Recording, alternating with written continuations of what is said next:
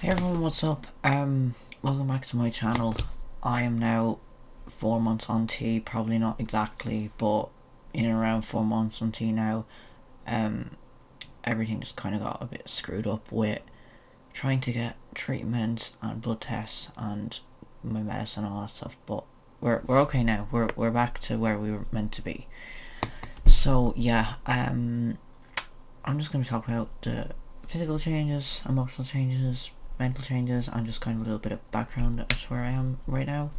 So, first of all, my physical changes, kind of just ex- de- developed of what has already kind of happened, if that makes sense. So, my beard, I don't really have one yet, but I'm getting a few wispy hairs, and they're just getting a bit darker, but they're not really visible yet.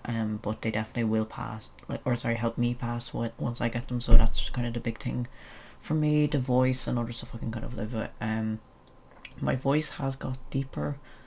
It's kind of flattened out now. Like it's not really going high pitched anymore. It's where it should be. Kind of.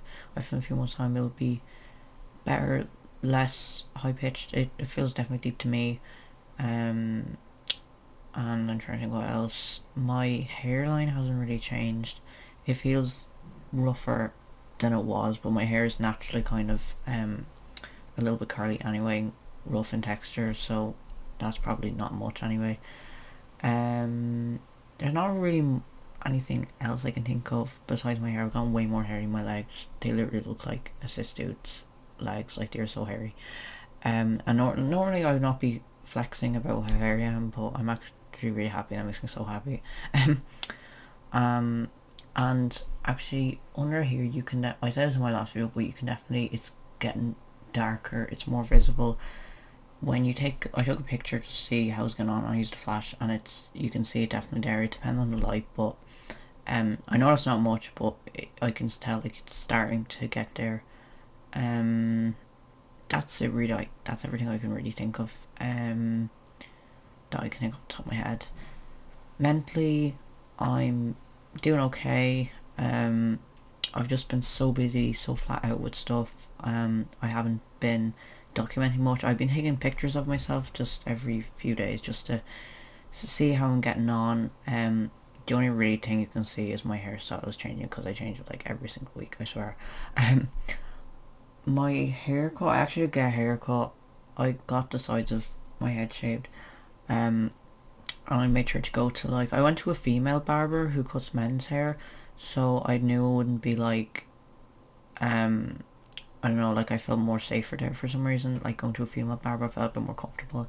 And I specifically said like, yeah, I want like proper mullet, like shave my head, just so they don't accidentally give me a pixie cut or something like that. Because I know it's quite a common thing, so that definitely helped a lot. I do want long hair, but I feel like I'm not gonna pass, so that's kind of, I'm kind of stuck that way. But it's grand. I would like long hair though, like not like girly long hair. I just mean like kind of down to here would be grand. And then I might get a cut. That's it really. Sorry, back to my mental and emotional changes. Yeah. I've just been really busy, so I haven't had much time to stop and think about my transition. But I'm getting on pretty well. Like I'm happy where I am. I think I'll just have to wait a few more 4 months for anything like crazy for beard or voice or anything to that for that all to kick in more. I'm doing pretty okay. My voice is like just went high pitched there. It like never does that. Really bad timing. But yeah, even my friends are saying like you're starting to pass really well. You're passing better. Like your voice and everything is changing, and like my beard is bearding a little bit, even though it's not that visible. And yeah, I just had some problems where I got a little bit like messed up. That's why I've been so inconsistent with these videos. It's because so I get mine kind of privately through a GP in England, and because Ireland is not part of the UK, and also England is not in the EU anymore, that like kind of is weird. If I was in Northern Ireland, it probably wouldn't be as big a deal, but there was some issue sending mail. I get a private prescription to them anyway, and they would send that to me. I take it to my accounts. That's it. And there was some issue. They couldn't send it to me because of strikes in the Royal Mail, and I'm sending to Ireland and the EU and stuff, so that was really annoying. And I actually got lost in the post, I think, or delayed, and I only got it a few days ago, so I have another prescription from them, and in the meantime they sent me a like a virtual prescription which you take to your chemist, and the chemist didn't know what to do with it, and it was kind of an issue with that, so I couldn't get tea for a while. Luckily I managed to get that sorted, and I got transcribed with my GP, so I just got the money back, so that was grand. And then the hormone blocker I don't need to be on it anymore because I've finished puberty, and there's not really any reason for me to be on it. That's more for if you're kind of a teenager, like going through puberty and you need it. Obviously they wouldn't generally, they would not give you hormones in case you change your mind and you can't reverse that stuff, but hormone blockers as far as I know are reversible, so that's why they give them provisionally. But anyway, since I've finished puberty, like I don't need them anymore, so, and it would just be another expense I don't need, but tea I can get free through my public health care scheme thing, so that's grand anyway. The other big thing that caused delays was the blood tests, and I need to get them. They require them every 6 months. They require full bloods tests, and then every 3 months they might only need estrogen and testosterone tests just to make sure everything's okay, if they need to change your dosage, anything like that, or if there's any issues. And they couldn't send me the blood test because I'm outside of the UK, which was super annoying, so they were like, oh, go to your GP and they'll do it. My GP wouldn't do it for me. They didn't say yes or no, but they just made the whole process really awkward, so they just wouldn't do it to me in the end, which is annoying because I spent a lot my GP is quite a trek to get to, so that was really annoying. And they literally made me appointments to go there just for them to say no, so I had to pay for a private one, which is annoying because I don't really have a lot of money. I got a small living allowance and I got a disability allowance, and it's not a lot of money once my expense and my rent and all are paid.